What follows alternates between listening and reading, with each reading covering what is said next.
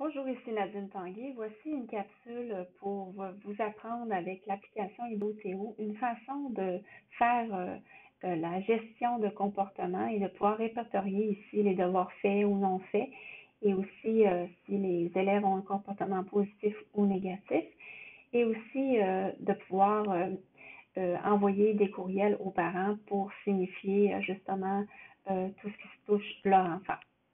Donc, si je sélectionne la matière, par exemple mathématiques, on a déjà travaillé dans d'autres capsules comment créer des onglets. Donc, si on va appuyer sur le plus, on va faire l'onglet, par exemple, devoir. Donc, on peut voir ici qu'on a présentement un nouvel onglet devoir. Je vais choisir une autre couleur. Et je vais aussi déplacer. Donc, en cliquant, je peux aller sélectionner déplacer. Et je vais ici sélectionner les trois petites lignes pour déplacer ici devoir en dessous de présence. Donc, en appuyant sur OK, on peut voir que maintenant l'onglet devoir est en dessous de présence. Je clique sur devoir. Donc ici, pour ramasser tout ce qui est les devoirs ou travaux, une façon de le faire rapidement, c'est qu'on pourrait créer ici toutes les colonnes déjà d'avance ou les faire au fur et à mesure en appuyant sur l'icône ici en haut à droite. On pourrait écrire, par exemple, le devoir sur notre maths. On pourrait indiquer la date en cliquant aujourd'hui. Ensuite, pour ce qui est de l'éditeur, donc ici, pour que ce soit très rapide, je vais choisir icône. Et ensuite, j'appuie sur OK. Donc maintenant, ce que je peux faire avec mes élèves, c'est d'afficher cette page-là. Et je circule, ou bien je suis à la maison et je fais la correction. J'ai juste à double-cliquer dans la case ici. Je double-clique. Et maintenant, j'ai ici un choix d'icône. Donc, je pourrais mettre un crochet quand le devoir est fait. J'appuie sur OK. On peut voir qu'automatiquement, je suis rendue à l'autre élève. Donc, si je pourrais, par exemple, choisir cette icône-là parce que le devoir n'est pas tout à fait complet, OK. Donc, ça, c'est une première façon de le faire. Une deuxième, c'est toujours créer notre colonne. Donc, je pourrais écrire ici un devoir sur that quiz. That quiz. Je pourrais écrire une autre date en appuyant sur date. Je pourrais dire c'est le devoir du 7 juin. Je vais choisir encore l'éditeur, encore icône, et j'appuie sur OK. Donc, plutôt que d'afficher cette feuille-là, je pourrais afficher plutôt le plan de ma classe et toujours avec l'icône ici en haut, ou le i, je pourrais sélectionner en arrivant dans mon cours, par exemple, Date Quiz, OK.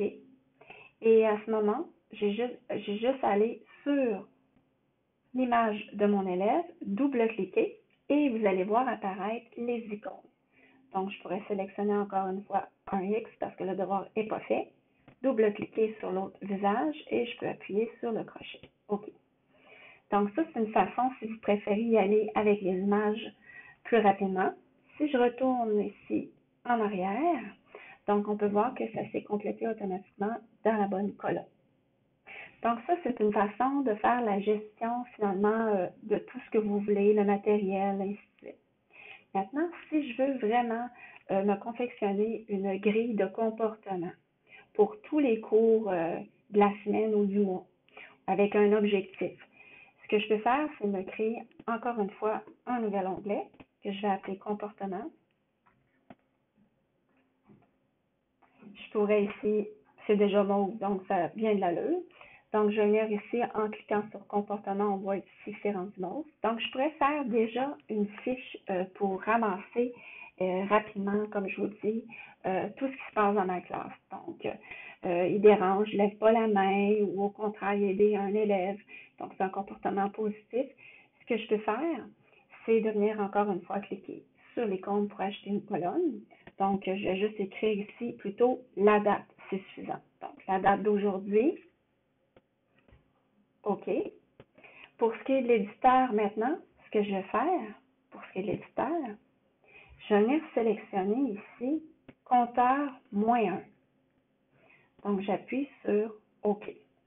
Donc, on peut voir apparaître la première colonne. Donc, ça veut dire mon cours de mathématiques le 6 juin. Je pourrais en faire une autre colonne. Donc, je fais ça pour toutes mes cours. Donc, j'appuie ici sur la date. Je pourrais écrire le 7 juin. Donc, éditeur, même chose, compteur 1, OK. Donc ici, ça veut dire au moment que je suis dans ma classe, je peux afficher cette page-là ou je peux toujours afficher le bureau. C'est comme je veux. Donc en appuyant sur l'icône en haut, je pourrais sélectionner par exemple le cours d'aujourd'hui, le 7 juin. Et tout ce que j'ai à faire, par exemple, si Emery vient de me déranger, il y a un comportement que j'aime pas, je fais juste double-cliquer, puis on peut voir afficher ici -1. Si au contraire, par exemple, Sarah Jane a un comportement positif, je peux mettre mon doigt dessus et je peux voir apparaître ici +1. Donc, je viens de lui donner une note positive. Si au contraire, Sarah Jane maintenant a un comportement négatif, je fais juste double-cliquer, ça a enlevé -1, donc automatiquement, on peut voir que le 1 est passé à 0.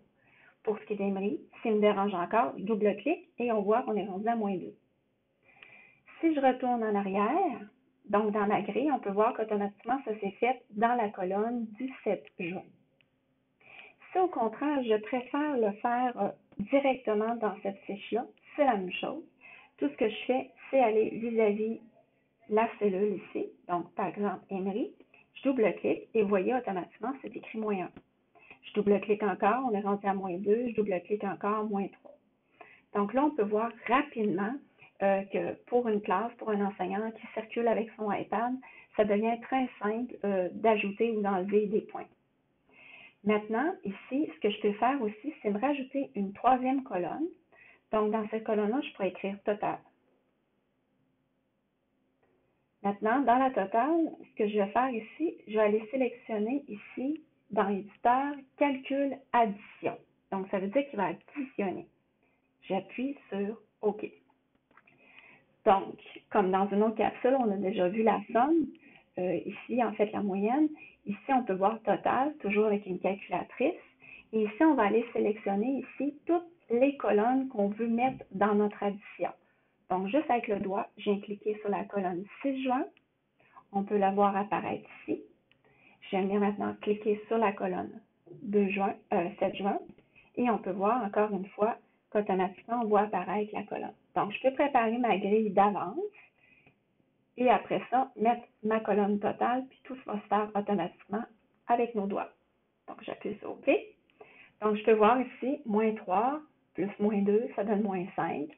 Si j'ajoute, par exemple, quelque chose pour Sarah Jane dans cette case-là, un -1, donc on peut voir automatiquement, j'ai -1. Donc, à la fin d'une semaine, à la fin d'une journée, comme vous voulez, tout ce qu'il vous reste à faire, c'est d'appuyer ici sur l'onglet en haut. Donc, j'envoie un rapport, mais il faut toujours penser qu'avant d'envoyer le rapport, il faut dire qu'est-ce qu'on veut mettre à l'intérieur du rapport. C'est pour ça qu'il faut prendre la peine de toujours sélectionner le nom d'un élève, mettre son doigt pour faire apparaître ce menu, aller dans Éditeur, sélectionner ici Résumé, la petite roue en haut à gauche, et ici on va dire Ajouter. Donc ici, voyez-vous là, présentement, c'est ma feuille comportement qui est affichée. Donc il me dit, est-ce qu'il y a des trucs dans cette page-là que vous aimeriez envoyer aux parents ou aux élèves? Donc si je vais cocher les 3 et j'appuie sur OK. Je pourrais décider d'enlever les résultats d'examen parce que je les ai déjà envoyés aux parents. Donc, je peux les supprimer juste en cliquant sur l'icône à gauche. Donc, ça veut dire que la fiche pour Emery, ce que je vais envoyer présentement, c'est le comportement. Automatiquement, je n'ai pas besoin de le faire pour les autres élèves parce que c'est pris en considération. Donc, si je vais voir, voyez-vous, c'est la même chose pour Sarah Jane. Donc, l'important, c'est avant d'envoyer un rapport aux parents, c'est toujours de sélectionner ce qu'on veut de nos parents. Donc, si je m'en viens dans les conditions en haut, je choisis rapport. Donc, si je pourrais écrire un titre, voyez-vous, c'est écrit rapport de l'étudiant en maths. Mais je pourrais écrire comportement ou je pourrais rajouter ici de la semaine puis indiquer d'autres informations. Et après ça, j'appuie sur OK. Il me dit à qui vous voulez l'envoyer. Donc, vous sélectionnez à qui vous voulez l'envoyer.